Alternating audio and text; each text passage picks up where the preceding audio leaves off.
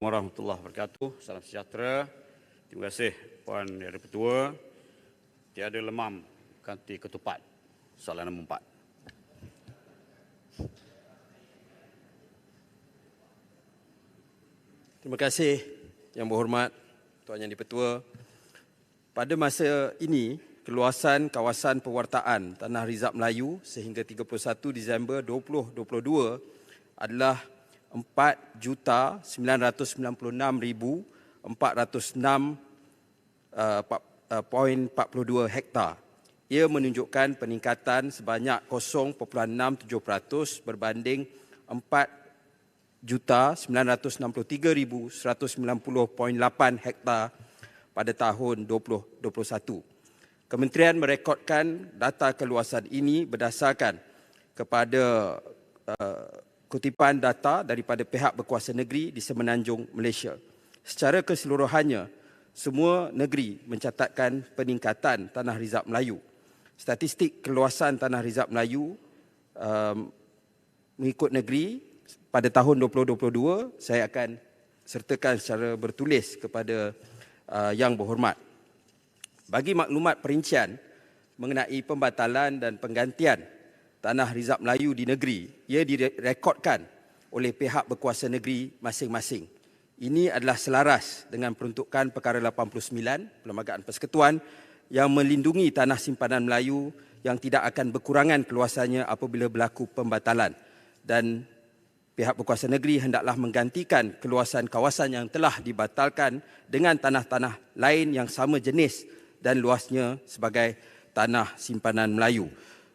Sekadar butiran sedikit, kalau kita lihat secara terperinci antara tahun 2021 dan 2022, setiap negeri mencatat peningkatan Tanah Rizab Melayu kecuali Kedah yang menurun daripada 721,888.93 hektar kepada 716,537.28 hektar.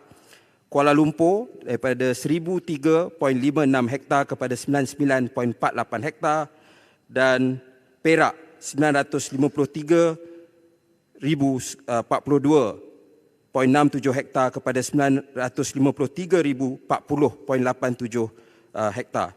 Negeri-negeri lain semua mencatat peningkatan, termasuklah jumlah besar Tanah Rizab Melayu di seluruh Semenanjung Malaysia. Terima kasih Datuk Yang Tua, terima kasih Timbalan Menteri. Di akhir-akhir ini hak keistimewaan, kedaulatan orang Melayu, Islam dan juga Bumiputera semakin berani dicabar dan digugat. Saya ingin tahu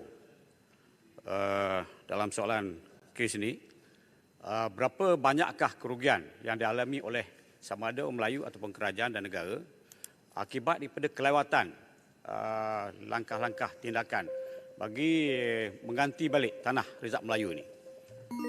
Dan apakah kerajaan bercadang untuk membentangkan kertas putih pada kerajaan, pada kita, pada negara untuk mengenangi dan menyelesaikan masalah ini. Kerana ada maklumat laporan diberikan bahawa tindakan mengambil mengusahakan ataupun menyegerakan penggantian Tanah Rizab Melayu ini agak perlahan dan perlu disegerakan. Terima kasih. Terima kasih Yang Berhormat Maran, terima kasih Tuan Yang Di-Pertua. Saya tidak tahu sama ada Maran dengar atau tidak jawapan yang telah diberikan. Tanah Rizab Melayu tidak berkurangan. Kalau berkurangan di negeri Kedah. Negeri Kedah boleh bertanya kepada Kerajaan Negeri Kedah. Di Kuala Lumpur ada berkurangan sedikit, dan di Perak pun berkurangan sedikit. Ada. Kejap, ni saya jawab Maran. Jadi dia daripada peringkat awal Maran bertanya dalam soalan dia pun dia meletakkan andaian bahawa Tanah Rizab ini telah berkurangan. Sedangkan jawapan dia jelas, ada dibangkitkan sebelum ini pun kita telah jawab, jumlah Tanah Rizab Melayu tidak berkurangan. Jadi sebab itu bagi saya tidak ada kerugian dari sudut itu, dan pendekatan yang diambil di peringkat kerajaan negeri pun ada dua pendekatan. Sama ada ganti sama luas ataupun kadang-kadang dilihat daripada segi nilai strategik. Sebab mungkin keluasan dia berbeza tetapi nilai dia sama. Jadi itu pun diambil kira di dalam sudut penggantian tanah rizab Melayu. Jadi tidak perlu ada kertas putih tentang soal ini. Dan sebagaimana kita sedia maklum, akhirnya soal tanah rizab Melayu ini terletak di bawah bidang kuasa negeri seperti yang disenaraikan di dalam butiran 2B Senarai Negeri Jadual ke-9 Perlembagaan Persekutuan, selaras dengan pembahagian bidang kuasa perundangan dalam perkara 74 Perlembagaan Persekutuan.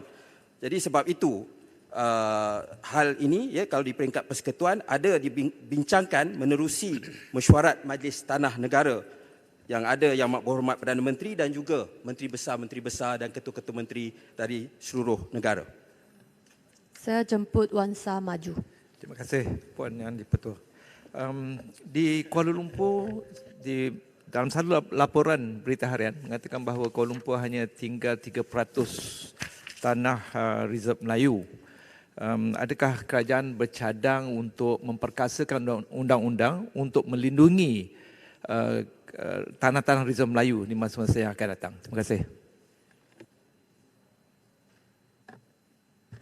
Okay, terima kasih Yang Berhormat Wangsa Maju. Sebagaimana saya sebut tadi, kalau kita lihat di Kuala Lumpur ini, rekod yang terawal yang ada di tangan saya ialah pada tahun 1986, 729 hektar.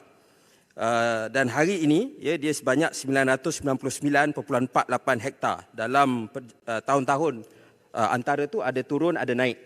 Jadi sebagaimana kita maklum, Kuala Lumpur datang kemudian, wilayah persekutuan ini datang kemudian, dan kita akan lihat kalau perlu ada mekanisme terbaik untuk memastikan tanah rizab Melayu yang masih ada di Kuala Lumpur ini dapat dipertahankan sebaik mungkin. Ini akan kita kaji di peringkat kerajaan.